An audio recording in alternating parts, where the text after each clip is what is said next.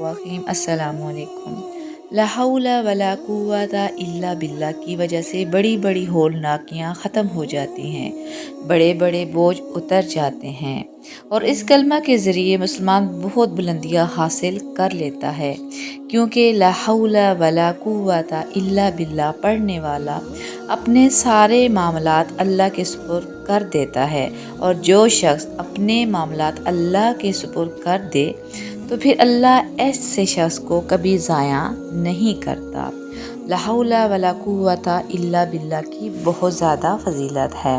आप सल्लल्लाहु अलैहि वसल्लम ने इरशाद फरमाया, ला हौला वला कुव्वता इल्ला बिल्लाह जन्नत का दरवाज़ा है। सैयदना अबू मूसा रज़ी अल्लाह अन्हु बयान करते हैं कि रसूल सल्लल्लाहु अलैहि वसल्लम ने इरशाद फरमाया, ला हौला वला कुव्वता इल्ला बिल्लाह जन्नत का ख़जाना है। ला हौला वला कुव्वता इल्ला बिल्लाह की फ़जीलत। सैयदना अबू मूसा अब्दुल्ला बिन कैस रज़ी अल्लाह अन्हु बयान करते हैं कि हम नबी सल्लल्लाहु अलैहि वसल्लम के साथ एक सफ़र में थे, तो आप सल्लल्लाहु अलैहि वसल्लम ने इरशाद फरमाया, ए अब्दुल्ला बिन कैस, क्या मैं तुम्हें जन्नत के ख़जानों में से एक ख़जाने के बारे में आगाह ना करूँ? मैंने कहा, क्यों नहीं ए अल्लाह के रसूल सल्लल्लाहु अलैहि वसल्लम, ज़रूर बतलाइए।